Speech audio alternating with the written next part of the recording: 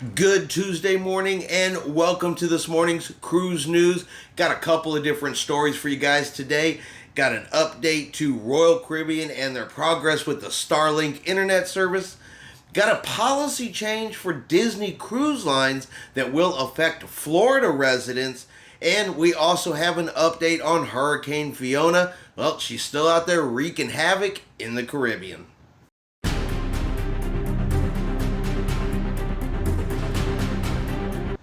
Chris here with High Seas Cruising and welcome to today's video. Alright, we'll start off with Royal Caribbean and an update to their Starlink internet progress.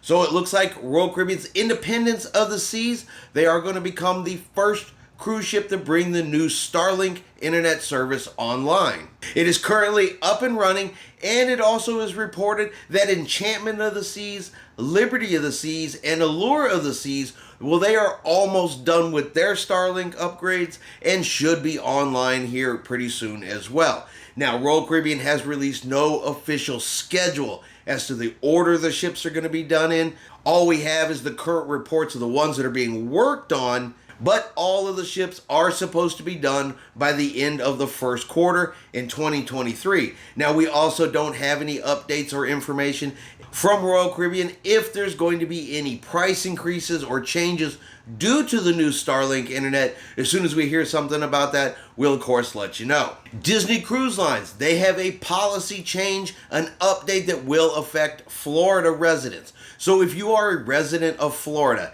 and you book a Disney cruise sailing out of Florida there, you do get a special rate, a discounted rate, when you book and take that cruise. Well, the new policy change from Disney is going to require that Florida residents provide proof of residency, in some form of ID, in order to keep that rate. And if you show up to the cruise port and have not provided that proof of residency, they are going to take that discount away, reprice your cruise, and you will have to pay the difference there at embarkation prior to boarding the ship. Now, while Disney didn't come out and say exactly why they were putting out this change or informing people of this policy change, you just kind of got to assume that because it was a discounted rate in Florida, perhaps there was some, yeah, I live in Florida, I'm a Florida resident, and maybe Disney caught wind of it. Maybe it's just a clarification. Don't really know. This is just a change that Disney has put out. I'm going to go ahead and put up the slide here of the specifics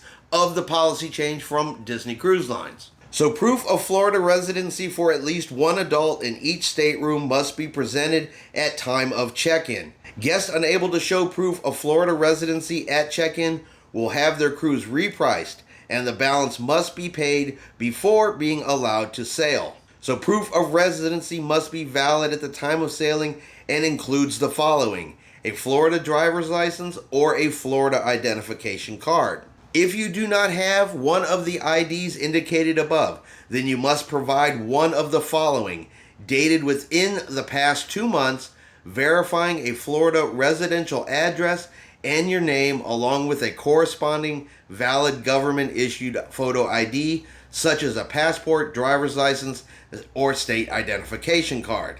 So a monthly mortgage statement, a renter's lease agreement, current automobile registration, insurance policy or bill, current homeowner's insurance policy or bill, current utility bill, power, phone, cable, or water, mail from a financial institution, including checking, savings, or investment account statements, mail from a federal, state, county, or city government agency.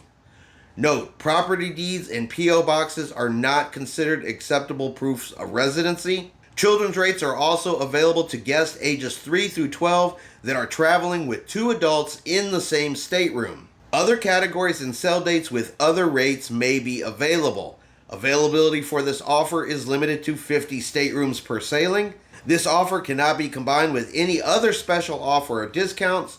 Valid on new and existing reservations. Offer subject to Disney Cruise Line terms and conditions. All right, so there you go. And this also kind of sounds like this could be a new pricing structure for Florida residents on Disney cruises. Like I said, they didn't give a whole lot of specific information, but if you are a Florida resident, have one of these Disney cruises booked, This is just something you need to know and keep in mind prior to your sail date, because if they ask for some type of proof of residency, you don't have it with you, you could owe some money there at embarkation, so you definitely need to know it. So Hurricane Fiona continues to grow in strength, getting stronger. Currently a Category 1 hurricane, expected the possibility of going all the way up to a Category 3. Now, we did a story when Fiona was just a tropical storm moving through the Virgin Islands, causing port closures. After that, increased in strength, it reached Puerto Rico over the weekend, has caused flooding, power outages, and damages there at Puerto Rico. Now continues to move and is expected to be in the vicinity of Bermuda by the end of this week. Now, there have not been any more changes made to cruise ship itineraries as of the time of making this video, but it is still something to keep an eye on, because of course as the storm moves and is predicted to be in Bermuda by the end of this week, storms can change path. If it starts moving, let's say, just a little more towards the west, it could start affecting the Bahamas, cruise ships in the Bahamas, and ports in the area. And as it is passing over land, you have damages caused by the storm that can also affect future cruises. Just say if there's damage to the port, the surrounding areas, it could affect whether or not a cruise ship is able to dock there even after the storm passes. So if you have any upcoming cruises here in the next week or so that are going to Puerto Rico, the Virgin Islands, the Bahamas, up into Bermuda, definitely keep an eye on your email, keep an eye on your cruise. There is a possibility that you could have some changes. Like I said, nothing has been announced yet other than what we talked about in our previous video. But for now, just keep an eye on your cruises. Make sure you know what's going on in that area. That way you're not surprised when you get to the cruise port, get on your cruise ship, and something may have changed. All right, and that's going to be our cruise news for today. If you've enjoyed today's video, do me a favor and give it a thumbs up. Hit that like button for me.